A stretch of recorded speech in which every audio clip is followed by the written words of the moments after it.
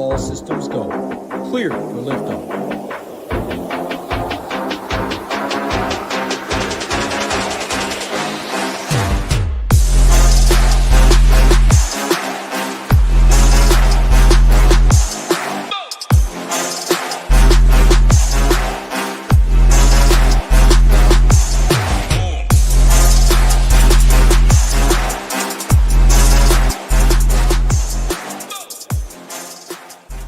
Oh, baby, we're back. Plenty of fights on the docket. I think it's like 8 weeks in a row or something. I think all the way till Thanksgiving. But, man, we got a great one this week. UFC 320, pay-per-view season, 6 p.m. Eastern at the T-Mobile Arena.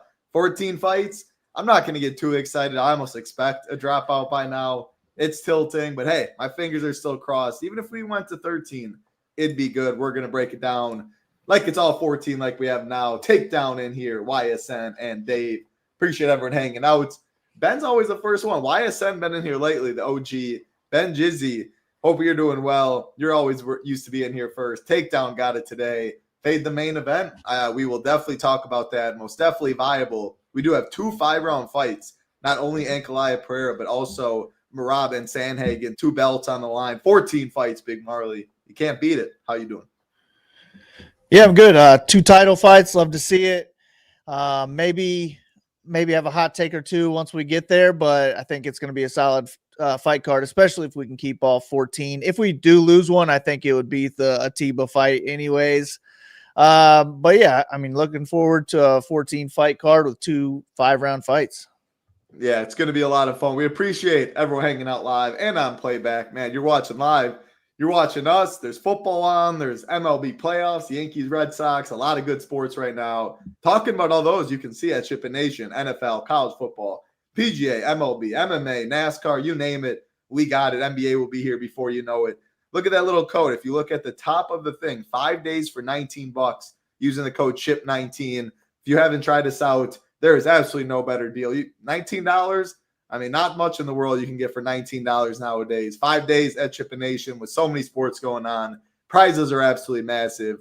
We would love to have you at the Nation. We do have weekly, monthly, 6-month options as well. Hey, you know what? I'll take that YSN. I will take that. They're 5%. I think I had 9%. So got to get lucky if one of those teams get on there. But yeah, I will be tuning into the second half of the game. I will watch the end of baseball for sure. I'm locked in on this 14 fight card, though. We are ready. Yeah, it's bonkers. I mean, huge for Survivor as well. No Rams over here. Rams about 30% on Splash. So a lot to cheer for. But, hey, we're locked into this card. Big Marley, give me some broad slate overview for this 14 fight card before we go bottom to top. Well, I'm really not sure.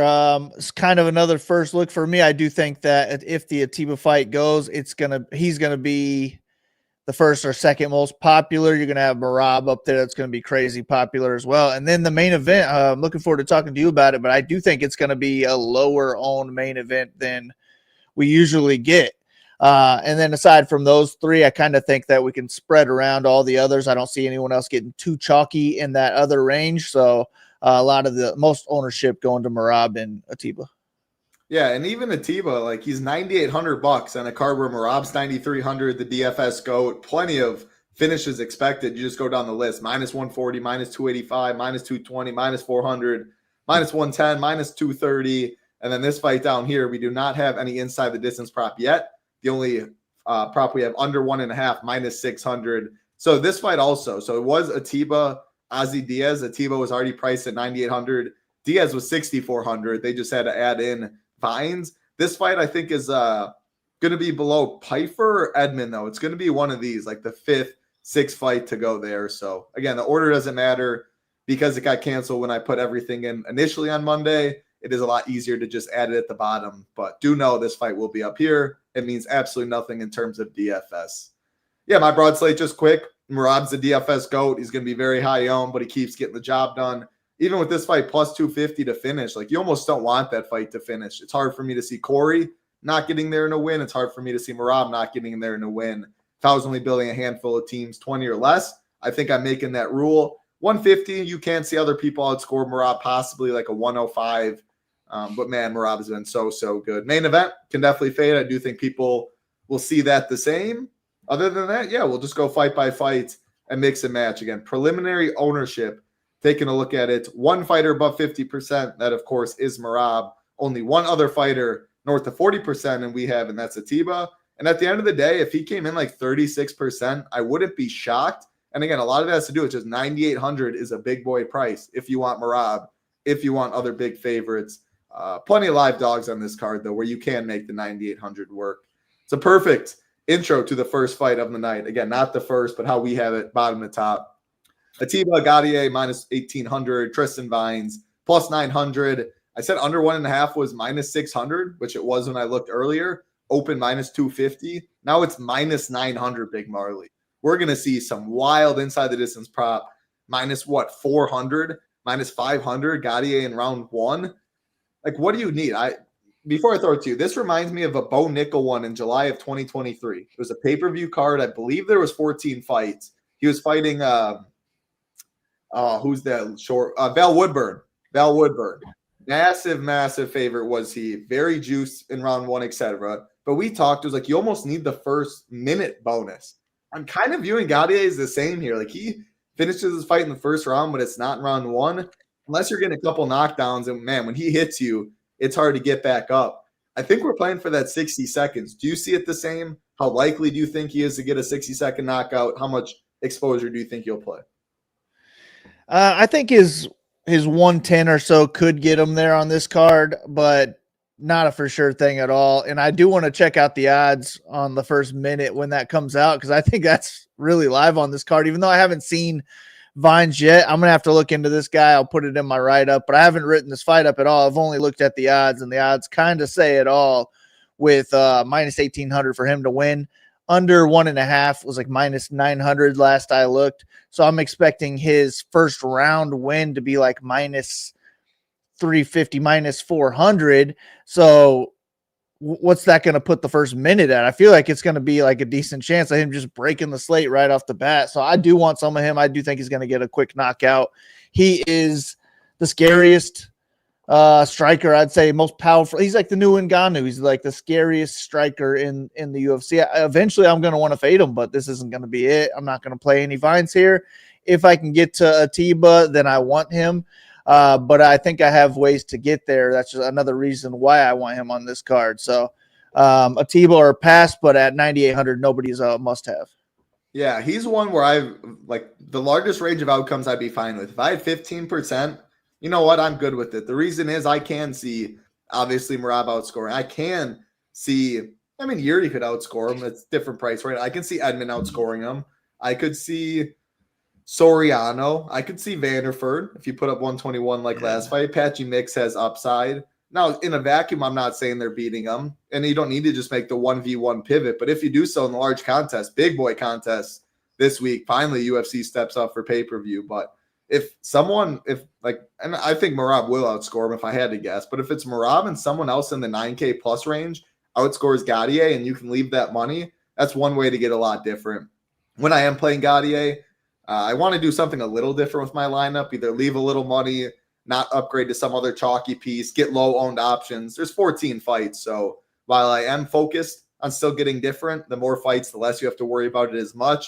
But with him, 9,800, just teams that leave $0 or 100 without many upgrades, I can see those being duped a little bit. So, yeah, I'm not playing any Vines in 5 million teams. Gadier, I like him, but 15% I get.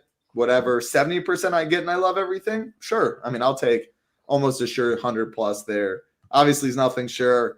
Vines will probably find a way to own me, but yeah, if he does, hey, I'll move on to tomorrow. Free money Sunday, baby. That's the nice thing about this time of the year. All right, let's keep it rolling to the second biggest favorite on the card, Veronica Hardy, minus 825, Brogan Walker, plus 575. The most likely fight to go the distance on the card, it's minus 350 to go the distance. Hardy plus 290 inside the distance. Walker plus 950. This line open minus 400. Big Marley now minus 825. Hardy's taken a good amount of money in the past couple days. What's the upside we're looking at in this one at 9,400? Or excuse me, at 9,600. Yeah, 9,600. I just don't even see how she gets there. So it's a rare 1-star fight for me. I'm not going to touch either side of this one, even if I make 150 lineups. And I got it as a 3 and a 3 because if I had to use this fight, I don't know who I would rather put in my lineup. Probably Brogan Walker, just because she's that cheap and it can afford me a lot of other people. But on the other end, Hardy's going to be completely unowned. Maybe she could separate you if something happens here. But I just expect Hardy to be the better fighter everywhere, but not completely smash Walker in any area that she scores 120 points. I think she goes out there and scores maybe 90. That's like her upside, I think, and that's not going to cut it at 9,600. So 2X's for me. If one of them is on the optimal lineup, I'll be tuning in for the final 2 fights. Possibly, we'll see. Yeah, I'll definitely be watching regardless. This car is too good not to chase some live bet spots. So Brogan Walker, though, 36 years old, 0-2 in the UFC, 7-4 as a pro. Again, I put these up on Tuesday. I might have put these lines up on Tuesday. I think I did, and it was minus 650. So you can see almost $2 already. Hardy's taken. Brogan Walker taken out 4 times in both their UFC fights. Can Hardy go out there and do that? I know we're only showing she averages 0.93. But, man, if it's that free, can we get 4 or 5 takedowns? Plus 290 inside the distance isn't terrible. Like, I painted a picture where I wasn't going to extra out pre-flop. I still wouldn't with 150. I've been going back and forth whether just a keeper and see what I get or just completely extra in 20 or less. Like, what's the takedown upside here? That's what we need. I would think like 4 takedown is like her ceiling. I would think the prop would be 2.5. Yeah, 2.5 is not great, but if we can get the ceiling outcome 4, I still want more than 4. Just, man, Walker's not good. Hardy keeps taking money, but she is expensive. Before we go to the next fight, I guess, let me ask her versus Yusuf Zalal. I think those are the 2 clear worst plays when you look at like the upper tier range. You do have that fight as a 2, so I see you agree with the fight thing, but who would you rather, Zalal or her? Zalal, but I don't know that I'll get to him either. Yeah, I but think I'd rather save the 200 and get to him. Fair enough. I think it's clearly the worst 2. I probably agree with you. I'd have to be really chalky to get to the Hardy and Zalal's. And if I'm playing Hardy and I don't have Gaudier, which I don't think many of my lineups will, like I'm probably not wanting to leave 200 plus. I don't want that to be the 1v1 pivot. I would just hope she outscores the rest down below. I don't love it much though. Probably the worst fight on the card. That's how you have it. That's how I see it as well. Let's go to a pretty good fight that can't be too owned just with how loaded the upper tier is. Austin Vanderford minus 300, Ramiz Brahimaj plus 250, minus 105 for this fight to finish. Vanderford plus 220 inside the distance, Brahimaj plus 300. Take it away. 4 stars on this one. Yeah, I like this one. I might even consider moving it to a 5-star. Brahimaj has 100-point upside. I think all of his wins are first-round finishes. When he is at his best, it's when he comes out aggressive in the first round. He got a knockout over Mickey Gall recently, but that's his only time he's really impressive on the feet. He's usually going out there, getting a takedown early and aggressive and top control. They give up their back. He chokes them out. And I think that's in play here. If he wins this fight, I think it's in the first round, and he is on the optimal lineup. If he doesn't win in the first round, I think Vanderford could dominate him and score 100-plus points. So I like both sides of this fight. This is going to be one where I'm kind of putting most money on 2 sides of a fight, I guess. Maybe the Merab Corey one as well, but I don't know. I'm looking forward to talking to you about that one later. But yeah, I think Ramiz is somebody I'm looking to be overweight on because I don't think he'll be too owned. And then Vanderford is somebody I would rather load up on rather than get Zalal and rather than get Hardy. Give me extra Vanderford. I'll be heavy on this one. Totally agree with that last point. I agree with all your points. Very interesting. It's not often you see, like we have a minus 300 favorite in Vanderford. The underdog in Ramiz is plus 350 in round 1. Vanderford's plus 600. I think that shows all you need to hear. Like Ramiz is a fast starter. Big Marley's talking all of his finishes in round 1. He has gas as the fights go. Vanderford's just more of a wrestler, mauler, break you with his cardio, his pace, his top pressure, and he can get a finish late. So Ramiz in round 1, I absolutely like it.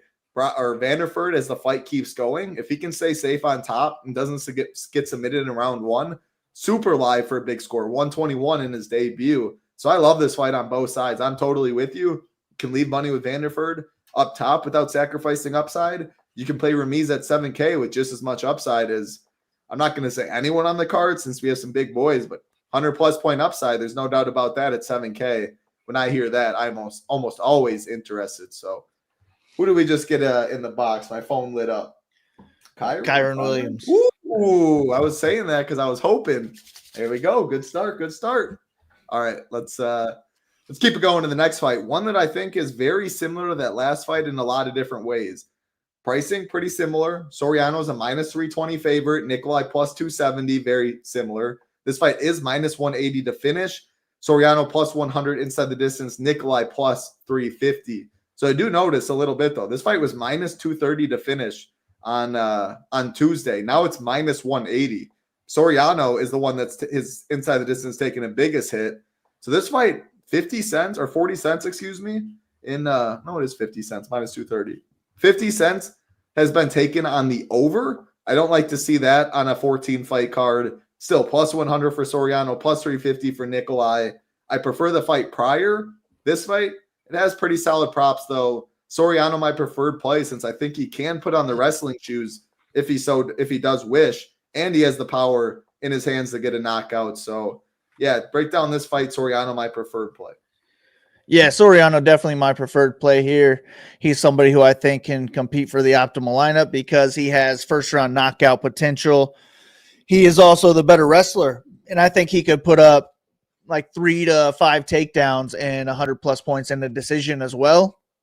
My worry for him losing the fight would be that he doesn't wrestle and he doesn't knock this guy out, and it's a 15-minute point fighting match. I think that's what puts Nikolai in play for a win, but I don't know that he's really has much of a ceiling with any of his wins. So I'm not too interested in the underdog on this one. He's in play for closer to a 10x type of win if that's what you need. But I think I have enough underdogs on this card that I don't really need to go there. So for me, it's going to be more so favorite or pass on this one, and I'm cool being overweight to Soriano.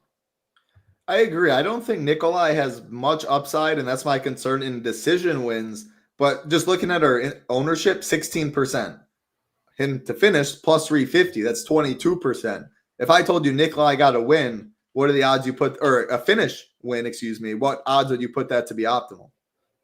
If he got a finish, I would say he's certainly going to be on the optimal. I just don't have a hard time. What'd you say is inside the distance line is? Plus 350, 22% to finish this fight versus we have projected ownership at 16. Just looking at that alone.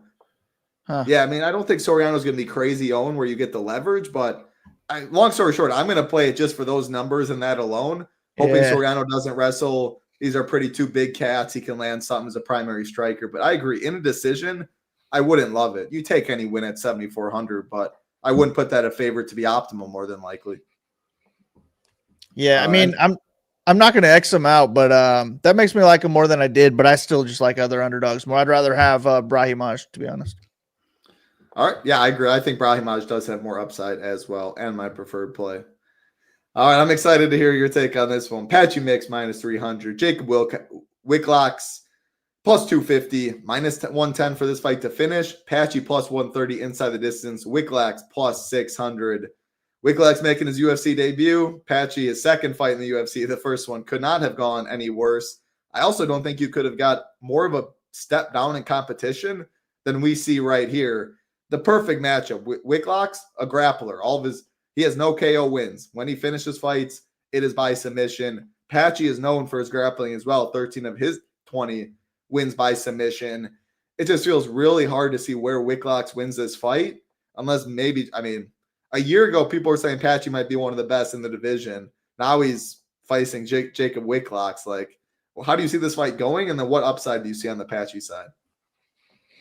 Yeah, I think this is probably going to be a grapple-heavy fight.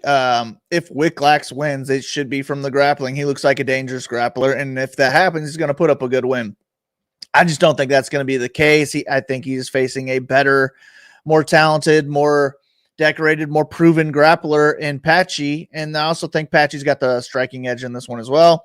I don't think he just settles with the striking match, even though he could win that way. I think he's kind of got to go out there and win impressively after his last fight, even though this is a huge step down. But I do think he probably submits Wicklocks. So I'm going to be pretty heavy on this fight, but more so on the mixed side, I would say. He's my preferred leverage play. But the heavier I get on him, the more I do want to hedge with some Wicklax just in case something does happen on the mat. I haven't seen a ton of them, but he did look good on the ground in the fights that I did see. It's just that they're not any patchy mixes that he's beating. So preferred plays, patchy. Yeah, and the more like digging into props, if Wicklax wins by sub or dominates grappling, the odds makers don't see it like that one bit. Plus 155 for patchy by sub, open plus 200. Wicklax plus 925 by sub, open plus 800. So we're talking like 7 times more likely is patchy to get a sub, and his number has gone in the right direction. If you're playing him, Wicklax in the wrong direction. So yeah, I think this is patchy wherever the fight goes. You just hope he wrestles and grapples if he is to be optimal. Let's take it to the next fight on the card, one that I do not think will get much ownership. Macy Chiasson, minus 200. Yana Santos, plus 170. Plus 160 for this fight to finish. Chiasson, plus 170 inside the distance. Santos, plus 1,000. Macy open plus 215 inside the distance, now minus 170. To make things even better, Macy averages 2.08 takedowns per 15. Santos, 53% takedown defense. At 8,600, I mean, we're looking at it, yes, usually women's fights bust more. Only 2 women's fights on this card, but plus 170 inside the distance while taking money. 8,600 in a tier where she can't be played, because if you just keep going $100 more, you find way more appealing options. Yuri, 100 less, a clear fight people want to target. Wrestling upside, finishing upside. I think Macy's definitely a strong play on this slate. And I do not like Santos for similar reasons as Nikolai. Like, I don't see her really scoring in a decision. And she's like plus what, 925, did I say? Plus 1,000. Where is it? Plus 1,000 to finish. Like, Nikolai's plus 350. So I think Santos is a very bad play. Maybe you can talk me into something different. I do like Macy, though. Break down this fight. Yeah, I just changed my stars to 4-star Macy, 2-star Yana. I do think Yana's live to win the fight. It would just be more of a boring fight where she's kind of holding her against the cage, killing time there, and that's the absolute worst case scenario for DFS because you're not getting any significant strikes, you're not getting any takedowns. And then if she does get a takedown, I think she's going to do a lot less with her takedowns than Macy would. When Macy wins, Macy scores well. She averages 103 points in her wins in the UFC. And if she wins this fight through the ground, she has that type of ceiling as well. I do think she's the better striker at range, more dangerous striker. Maybe not better. I think it would be pretty close actually at range, but I think she's the more dangerous striker at range. And maybe if she is winning there, she keeps it there for too long. That would be a little bit of a worry, but she won't get too much ownership. So I think the play to be overweight on Macy is kind of the way to go in this one, and hope that she does look to be grapple heavy and take advantage of Yana's weakness. So yeah, give me Macy. I'll be newly overweight to her. Like an hour ago, I wasn't really thinking about Macy too much, but now I think she makes a lot of sense. Plus 170 inside the distance is 37%. I'm not going to give out all of our projected ownership, and again, that can change, but I will say it is half, less than half of 37%. Yeah, it's just really hard to click Macy's name with Yuri 100 less. Then you just keep going. Pfeiffer, Soriano, Ankh, Patchy, Edmund. I mean, just the list goes on and on. It's not a comfortable click, but wrestling upside and solid finishing odds, that's something I will sign up for. So I like it. Macy for me. Next fight on the card, another interesting fight. Only 2 mid-tier fights on the card. One of them is Yuri Roundtree, which we'll get to, which everyone knows is good. This being the second, Daniel Santos minus 157. Drew Sang Yu plus 137, plus 100 for this fight to finish. Santos plus 225 inside the distance. Yu plus 295. Interesting note, again, on Tuesday when I did these odds, plus 115 for this fight to finish. Now plus 100. Money going in the right direction if you are to roster this fight. And then how I see this fight going and how odds makers do. KO props pretty similar for them both. Yu, the underdog, plus 375. Santos plus 475. Again, that is by KO. Sub props, though. Yu plus 1,600. Santos plus 700 by sub. Santos has the grappling upside. I think the wrestling upside. And pretty close on the feet. That leads me to preferring the Santos side. I just think there's more upside. And again, the takedown upside is a big thing. When he wins, he scores. He scored 100 plus in 2 decisions. Shoot to box guy, can push a pace. enjoys a fun fight, enjoys a brawl. I think we can get a fun fight in this one. It's going to be low owned. I'm hoping it's a fun fight, kind of talking myself into it. Again, I do like seeing the under being hit. Santos has also taken a little money since Tuesday as well. What do you see in this one? Yeah, I think this will be a fun fight. I do like both sides of it, but I mean, Santos has looked good in the UFC. He is averaging 113, in his UFC wins, which is solid. And he's only a minus 140 here. It was basically a pick 'em fight until like the last couple of days, which I think is very telling on the U side.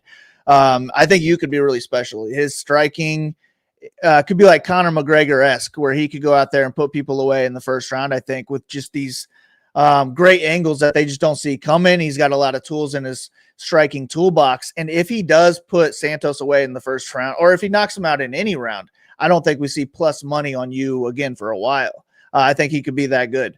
So I'm going to be on the U side, kind of hoping that that's the case.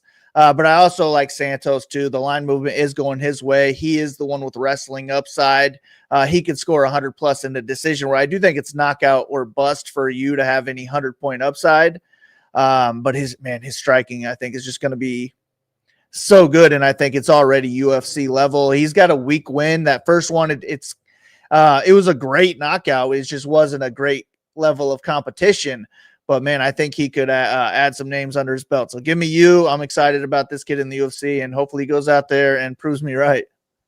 Yeah, so I wanted to mention, like, usually, let me just get it right real quick. The fight ended in 28 seconds, his first fight. He does have a UFC fight. Usually this, like, I don't put anything for debuters, but because it was 26 seconds, like, his significant strikes per minute came out to like 12.86. It was just, it would give the wrong message to people. So just know that he has had a UFC fight, 26-second KO, looked phenomenal. It was very short. Sarah guy, no good. So level of competition, like Big Marley's saying. But just know, like, next fight, we'll have better numbers here for this. But second fight for you, Santos, it is his fifth fight, I believe. He's 0-1 to start. Then he won 3 in a row. That Castaneda fight, man, like, that just shows Santos was getting beat up early. Junkyard Dog came back in the second. Think we have a fun fight here. Let's move to a fight I do not like very much. Free Basharat, minus 475. Chris Gutierrez, plus 375. Plus 195 for this fight to finish. Basharat, plus 285. Gutierrez, plus 550. So I'm going to throw Basharat in the same boat as Yusuf Zalal and Veronica Hardy. The three clear people do not want to play 9K and above. I think rightfully so. The thing with Basharat, though, is you do get wrestling upside. So do you have him ahead of the other two? Like, this is kind of where I was struggling. My last, like, fade takes, underweight, etc. I don't want much of any of them. If I'm playing 150, sure. But how would you rank Basharat? You already said Zalal over Hardy. So I guess Zalal or Basharat. Basharat, then Zalal. Yeah. Break down this one. Why? Like, how often and what pass does Basharat get 100 plus in this one? I would say not often, but it has to be wrestling heavy, which I do think is in play for this one, just to, like, I mean, go out there, save your legs, man. Why eat a couple leg kicks for no reason? I do think Basharat wins this fight if it does take place on the feet. I think he's the better striker. I think he's more dangerous, but he is going to get his legs eaten up because that's the one thing Gutierrez is really good at. So if you want to avoid that, you go out there and you take him down. And Gutierrez really doesn't have much to offer on the ground. You can take him down. So I think it could be a clear 3 rounds of wrestling here for Basharat, and he can be active on the ground. It's not as active as I would want him to be, but I think he scores over 100 more often than the other two. I don't really want much Basharat, but I am willing to play him. I'd rather, if I have 9,600 from my last spot, I'd rather go down to him rather than play Hardy. And even if I can get a couple less dupes going from him down to the Zalal, I don't know if I want to take that chance or not. I think I like Basharat just a little bit more overall, but it is close, I'd say, with those two. So if you guaranteed me like 6 less dupes with Zalal and no win or anything on either side, maybe that entices me enough. Yeah, no, I like how you put it that way. It all becomes not how often you win, when you win, how much in a sport like MMA and dupe sports. Like, yeah, if you're going to get 6 less dupes on something we see pretty similar, then you take that. But you do like Basharat more than Zalal in a vacuum. I've struggled with all of them. I don't like any of them. Maybe I just keep them all in the pool and max them at like 10%. And if they just trickle in, they trickle in. Yeah, maybe Basharat. I think Zalal tries to wrestle too. Emmett not nearly as easy to get taken down. But yeah, Gutierrez, king of leg kicks. Always not. I hate Gutierrez for DFS. But man, real life, just I'm a leg kick guy over here. Gutierrez has some of the nastiest leg kicks you will see. So it would be smart for Basharat to to take him down. Let's get to the next fight. Classic striker versus wrestler matchup. Edmund Shabazian minus 310. Andre Muniz plus 260. Minus 400 for this fight to finish. Shabazian minus 200. Muniz plus 385. I misspoke. Classic striker versus grappler matchup. Muniz definitely a grappler. He likes to wrestle. I mean, he'll want to wrestle in this one, but he's known for his grappling over his wrestling. As you can see, on Tuesday, Edmund was minus 275. Today, he is minus 310. Edmund taking money. Over-under has not moved, but it is the best on the slate at minus 400. You have it a 5-star. I absolutely agree. Edmund striking KO. Muniz by sub. I think that's it's pretty obvious in this one. When does Shabazian get it done or when does Muniz get it done? I guess it doesn't even matter when Muniz does, but how do you see the fight playing out? Yeah, I think it's probably Muniz shooting for an early takedown. If he gets it, he might get a first-round submission, and he has upside similar to Brahimaj where he could win in the first round, score 100-plus points. But I trust Muniz more than Brahimaj after the first round. I think Muniz could win in the second round. He could maybe even get a third-round submission, where I think Brahimaj probably given up a little bit at that point. But I also don't know that Muniz is a good enough wrestler to dictate where this fight takes place. If the first couple takedowns fail, maybe he does try and turn this into a striking match. I don't think that goes well for him. I think he gets knocked out in that case. So give me that to be the case. Shabazian getting the knockout. I do like him, but I do also want Muniz exposure. This is my second favorite fight on the card. If I had 50% Shabazian, 30% Muniz, that sounds pretty solid to me. I agree. Nothing wrong about that. Shabazian, the second best inside the distance round one props on the slate, minus 200, obviously behind Gaudier. Minus 200, or we don't know Gaudier's yet. It's going to be better. But Edmund minus 200 inside the distance, plus 170 in round one. Yeah, and you can see on the stone as well. The volume is pretty low. He shows wrestling upside, but this fight's just completely different than most of his. If Muniz can't get it to the mat, Edmund should be able to pick him apart. Knockdown in play, round one, plus 170 is good. A lot of upside there. And build a Veronica team, drop down, save the 500. You are actually getting a better fighter, a higher ceiling, more chances at the optimal doing it like that. And that is why it's hard to stomach paying more for the Hardys, the Basharats, the Lalls. Again, pricing or ownership will reflect that. But if you play Edmund and leave the money to upgrade them, not everyone does that when building with optimizers, hand builds, etc. So yeah, I like this fight a lot. Easy to leave money on the table when playing this fight because you're not giving up upside on either side. Next fight on the card. Do appreciate everyone hanging out again. Like button, subscribe button helps us out a ton, and we would love to have you at the Nation. You can see up above 5 days for $19 using the code SHIP19. We'd love to have you give us a try. Use it now. You get college football, big boy this week. You get MLB playoffs. You get MMA, of course. You get NASCAR. You get NFL. You get all the sports for 5 days. No better time to get in. The best time of the year to be a DFS fan. That is for sure. Or DFS player. We're fans of it, but we got some skin in the game trying to make the big bucks. Next fight on the card. 5 fights left. Good one. I'm excited for this one. Joe Pyfer, minus 255. Abus Magomedov, plus 215. Minus 220 for this fight to finish. Pyfer, minus 140 inside the distance, which is the third best on the card. Magomed, plus 450. Break it down. Pyfer, Magomed, what'd you got? I'm going to prefer the underdog in this one. You love your Abus. I like it. I'm also just not a big Pyfer believer. I think that he is a dangerous striker, but I'm not a big fan of my one-punch power is my best thing about my striking game type of thing. I think a 15-minute striking match here could go either way. I also think that the danger factors pretty close on both sides. I'd say Pfeiffer has more power, but Magomedov has more ways to get that knockout, I guess, more tools in his striking toolbox. And then maybe Pfeiffer could have some offensive wrestling, but I prefer Abusa's grappling and wrestling over Pfeiffer here. To me, this should be a lot closer to a pick'em fight. I think there's value on the betting line for Abus. I also think he has 90 plus upside in a decision. So I'm going to be overweight on Abus, underweight. Maybe if I make less than 20 lineups on this card, I'd probably fade Pfeiffer, to be honest with you, and go with those people that we've already talked about around him instead, because I do think Pfeiffer gets ownership where a couple of the other ones I think go a little bit overlooked on this card. So definite underweight Pfeiffer stance for me. Abus is one of my favorite underdog bets on the card, though. I like it. And I think if someone's to get 4 takedowns in this fight, I would be surprised if it was Pfeiffer over Abus.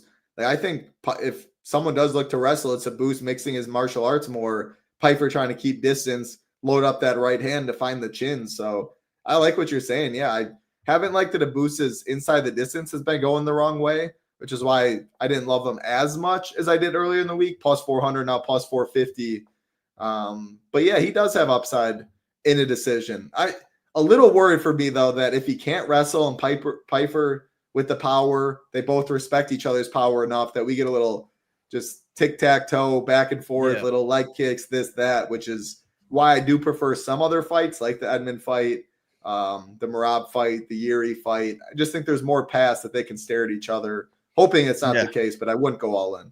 Yeah, it's really like more of a 3-star fight for me, but since I'm heavy on Abus, I put it as 4-star because I think he's going to give me enough leverage to make it a 4-star fight for me. Yeah, no, that makes tons of sense. You take pretty much any win from Abus at that price. Next fight on the card, the second biggest favorite, Yusuf Zalal, minus 525, Josh Emmett plus 410, plus 185 for this fight to finish. Zalal plus 280 inside the distance, Emmett plus 475. So we talked a lot about Zalal in the fact of just he's not a great upper tier spend on paper. He does, though. If someone's going to wrestle in this fight, it's going to be Zalal. And he would be a fool not to wrestle in this fight, in my opinion. Like, Emmett still hits like a truck. You can see he's 40 years old. The dude will always be live in any fight because he has that right hand. He has the death touch that can put anyone out. You see, plus 410 inside the distance, or plus 410 money line, plus 475 inside the distance for Emmett. If he wins, it's probably by KO. I wouldn't get to Emmett in a handful of lineups. I think there's plenty of other live dogs. If you're playing 150, though, I mean, by no means would I X out Josh Emmett. So, yeah, who's your preferred play, I guess? You have a 2-star and then 3 on both sides. So who is your preferred side? I would say Zalal with like hand-built lineups. I'd rather click on him. But if I ended up with more Emmett lineups with a 150 from an optimizer, I think I'd be cool with that. I'm not going to really be playing it too much because I'd rather those other favorites that we've talked about. I have other underdogs I'd rather target more. But with 150, you got to get like a good amount of Emmett lineups because he has crazy knockout power. Just one punch is all it takes for him to win. But I do think that's his main path to victory. If he doesn't get the knockout, I just struggle to see him win this fight because Zalal is the better, more well-rounded striker, in my opinion. His movement makes him hard to hit, and I just think he would win a 3-round striking match. He is the better the better wrestler, the better submission grappler here. He's just going to have way more ways to win the fight, but he's got to avoid that big bomb. And that big bomb could put 110 points on the Emmett side and then no Emmett, no cash type of thing. So I'd be scared to fade Emmett. But if I'm only making like 10 lineups, that Emmett's somebody I'm not clicking on because I'd rather have Muniz. I'd rather have Brahimaj, a couple others. We'll get to some others here soon too, but I don't really know on my preferred play here. Nikolai, I don't know about that actually. I think Nikolai has a better chance of winning, but if Nikolai wins and Emmett wins, Emmett outscores him. I agree with that. I prefer the ceiling there. I never know what to do in that scenario, but I think I prefer not only the ceiling, but if I need to save that money, give me Emmett as well. Yeah, fair enough. I'd be on the Nikolai side of having to choose, but no strong lean. Like minus 455 was on Tuesday, minus 525 now. Zalal taking money. Emmett's, though, inside the distance has not budged too much. If he wins, it is probably by knockout. Yeah, he always looks yoked with those weird ribs and everything, but that is not someone you want to get touched by. That's for sure. I mean, I saw Zalal at the hotel in Atlanta, and I talked to him for a bit. Well, he was with Eric Anders, and I was saying how big Eric Anders looked. No, dude, he was my size. This guy's freaking huge. Really? I was like, I was asking him all. I was like, what do you weigh right now, Eric? And he's like, I don't remember, 225. I'm like, God damn, you look 240. I'm like, what are you weighing, dude? You're freaking almost as big as him. And he was like 200 pounds probably, I want to say. Wow. So I was a big dude, and he wasn't like chubby at all. He was just a big looking dude. It shocked me to see that he's a 145er. Yeah, I mean, I said skinny because I was like, I mean, he's 5'10", like we know he's long. I mean, I don't know how he cuts all that. That's a heck ton of weight. If he was walking around at 200, man. He's a big boy. But he always makes weight. Like he can move on his feet. It's just we don't love the upside as much for the price. What's up, Takedown? Good to see you. Good to see you. All right, 3 fights left. That's all I got in that one. I mean, 3 awesome fights. I would argue the main event's the least appealing. I'll always sign up for an Alex Pereira fight. But you're just talking raw entertainment. I don't know how you can beat Yuri Khalil, Merab Corey. We're talking Yuri Prochazka, minus 192. Khalil Roundtree, plus 167. This fight's minus 275 to finish. Yuri, minus 110 inside the distance. Roundtree, plus 250. And then looking at the odds again on Tuesday, it was minus 180. Now it's minus 192. So a little money has come in on the Yuri side. A little money on the over. Not too much, in terms of line movement. This is my underdog play. I mean, I'm on Khalil here on the money line and preferred for DFS. Not a strong lean for preferred for DFS. Like, I think Yuri does score more in wins than Khalil. You do get the 800 discount, though. Only one of them can win. So obviously, if I think Khalil's winning, I think he scores more. I just think Yuri is going to get caught. Like, he's just so aggressive and so the word's not careless with his chin and his hands up. That's just his fighting style and what worked for him. But I just think it's a mistake to be, if his legs will be there in front of him to be chopped. They've already talked about that. Khalil's like, if it's so obvious, like he's going to work on that. But I just think when he crashes into the pocket, Yuri, that is, Khalil's just not someone you want to be touched on the other side. He's looked so good. Could argue career best as of late. I think he's just patient enough to not fall into an absolute war. I could be wrong. I think this line's a little wide. So I don't see wrestling on either side. I think Khalil finds the chin when Yuri gets aggressive and puts him away. So yeah, I'm on the Khalil side, but no strong take for DFS. I will make sure I have more Khalil than Yuri, and I think Yuri will be higher owned. So that's a stand. But if I had still overweight Yuri, by no means am I not going with that. I think it's a great fight. Yeah, I like both sides of this fight, and that might talk me into making it more of a 3-3. I think Roundtree is live to win a striking-based decision, and he's got big-time power, and I say it every time Jerry fights that he is defensively irresponsible, and I think that could lead to a Roundtree knockout here. It's just that I feel like this could also be one where Roundtree's a little bit tentative because Jerry's a madman, and if Jerry's a madman, I think he could go out there and knock out Roundtree. So either way, we could see a knockout. I think that'll be good for DFS. It'd be more likely first round than third, but they are both 3-round fighters and could get there in the third round too. I think that would be worse for DFS, but it could still put them on the optimal lineup, especially Jerry, because I think he's more likely to wrestle, have a couple takedowns along the way. Better grappler as well. So since he has more ways to win, Jerry is my preferred play, but not by much. And if I was struggling to find an underdog to click on and I have Jerry in my lineup already, I would be fine like taking him out, putting in Roundtree and seeing what that does to my lineup. So I do like this fight. And it's, what would you say? What would you rate this one as out of 5 stars? I think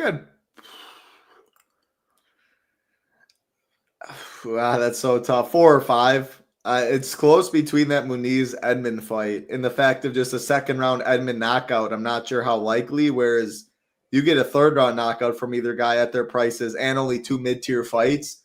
To be honest, probably this one 5. I'd probably go 5 and prefer this. Also has to do with just the ability to leave money. You can go to almost any 9K fighter and then play Yuri and you're not feeling like you're giving up upside. I mean, dude, like you keep saying, is a wild man. So just the pricing and that alone, probably 5. Yeah, I might change this to a 5 since It's I don't close. have the main event as a 5. I could definitely bump this one up maybe. I definitely agree with you in the fact that I don't see the main event to 5 at all. It's just a phenomenal fight. But I wouldn't go all in. If it does go to decision, I guess we'll finish it out on this because you mentioned a little wrestling upside, or if someone were to wrestle, it's Yuri, better grappler. What would you set his line? I'm not gonna say takedown line.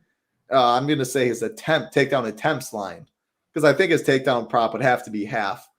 Like I'd struggle to see anything over 1/2 or that, but attempts is different. Yeah, I'd go like attempts, 2.5 attempts. 2.5. If I would, that makes me like Yuri more than I initially did. Because I mean, if he does shoot 2.5 takedowns or 2 takedowns, 3 takedowns, and he has success with the first, then he keeps going back, or he does get on the mat and pound him away. Interesting. Yeah, I was just hoping, too, but I still do think, yeah.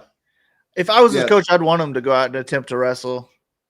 It is that clip is mind-boggling. Shutting his nose, his mouth, everything, just sprinting for 40 seconds. Like, this dude's different. There ain't no 2 ways around that. Yeah, it is a pay-per-view takedown. UFC 320 pay-per-view season. All right, 2 fights left. 2 phenomenal fights. Title fight, -400, Merab Dvalishvili, +300, Corey Sandhagen, +250 for this fight to finish. Merab +390 inside the distance, Corey +550. You wanted my take, you said? I'll go first on this one. You go first on the next one? Sure. I think this line, I'm not going to call it crazy. I think it's disrespectful to Corey, though. I think Corey's, so I don't have no hot take, top 10 pound for pound, and I would probably move that number up. I think he's just in the best division. I think like Umar, Sandhagen, Corey, I look at them all in a tier of their own up here and everyone else below. He's so smart. He's so high IQ. He works so hard. His cardio is on point. He's long. The volume. He can wrestle. Those scrambles and stuff with Umar, that's why I just can't pick against Merab, because Merab beat Umar. We saw Umar do that. Merab's wrestling and he finds ways to win. But if people were to beat him, granted anyone can. Well, Marlon Moraes had that dude pretty much out cold. Crazy he recovered, but Umar and Sandhagen, and this line's just completely different than the Umar fight, and I look at it pretty similar. Again, I really think Umar's a stud. I think Rob's a stud. I think Corey's a stud, but I'm so high on Corey, I guess, relative to pretty much everything else. He's going to fight him. He's going to fight him for 25 minutes. His knees, if he is down, he's going to look for a kill shot. He's smart enough to do that.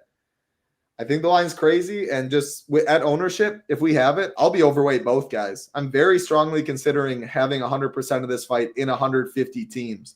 If I do so, play that. Merab, when he wins, it's hard to see him not scoring, and it's really hard for me to see Corey winning and not getting there at 6,900. So, yeah, I mean, that's a great point. That flying knee did show that Sugar landed. It hurt Merab that first fight in round 5. If that happened earlier, who knows how it goes. So, big height advantage. Again, it hasn't met in reach, hasn't meant much in the Sugar fight, but I look at Corey as I think Corey would do bad things to Sean personally. So great fight every which way. My favorite on the card. Break it down. Yeah, I'm on Sandhagen here. I think he is. Let's go. I think he's the best bet on the card. I've been saying since his second UFC fight that he's a future champion. He's just special. His striking, his levels above Merab. Merab's a good striker because he is nonstop. He could just throw strikes over and over and over again and not give you a chance to breathe. But Sandhagen doesn't. He's the same thing. He could go harder than Merab, but better and more dangerous as well. Merab is definitely going to have the offensive wrestling edge here, and I do think he's going to land a handful of takedowns, but I don't think he's just going to be able to lay on Corey. I think Corey's going to get back to his feet. Corey's also dangerous off of his back, where if Corey gets a takedown on Merab, I think he's going to do a lot of work there. And Merab's not going to have anything to offer off his back, where Corey could still land a lot of strikes. He could submit Merab from the bottom, possibly. I mean, I don't think that's likely, but he has the skills to do it. And the way I see it going is Merab lands probably 5-6 takedowns in this fight, but it goes the distance, and Corey doubles him up on the strikes, messes up his face a little bit, gets a takedown or two of his own, and wins on the scorecards. But he could win by any method, and he's going to put up a good score with any win as well. But on the Merab side, he's got the biggest ceiling on the entire card, and he could outscore anybody on this card by 30, 40 points, to be honest. If Merab does win the fight, it's going to be a bunch of takedowns, decent amount of control time, but a lot of strikes in top control as well. It's not just going to be him laying there controlling Corey. I think it would be him fighting there, and then maybe Corey gets back up, and then he returns another takedown. But any win from Merab is going to score crazy as well. So, yeah, I'm fine being all in on this fight. But Corey Sandhagen is going to pull it off. He's going to be our champion. Let's go. Yeah, I might bet it. I've strongly debated it for a little bit. The lines kept moving, which I'd like to see. Yeah, I mean, plus 330 I'm seeing on Caesars. It's a big boy number for what I believe to be a top 10 and could even be better pound for pound in the world. So I love it. I absolutely love it. Zero arguments on this side. So does that mean you will not have any fight stacks of this one? No, I was actually thinking about it, but what took me away from it, even attempting my hand build to see what it would look like, was that I have Corey winning. And I think if Corey wins, the stack probably doesn't make it on there. I doubt Merab scores 100 in a loss, but I mean, he could. If anyone's going to score 100 in a loss, really any time, it could be him. Yeah, you probably need more than 100 though. But that's why I was asking you. I was like, if you picked Merab, like everything you said, but if you said Merab got it instead of the decision instead of Corey, it could get there. Now, I'm not going to do it.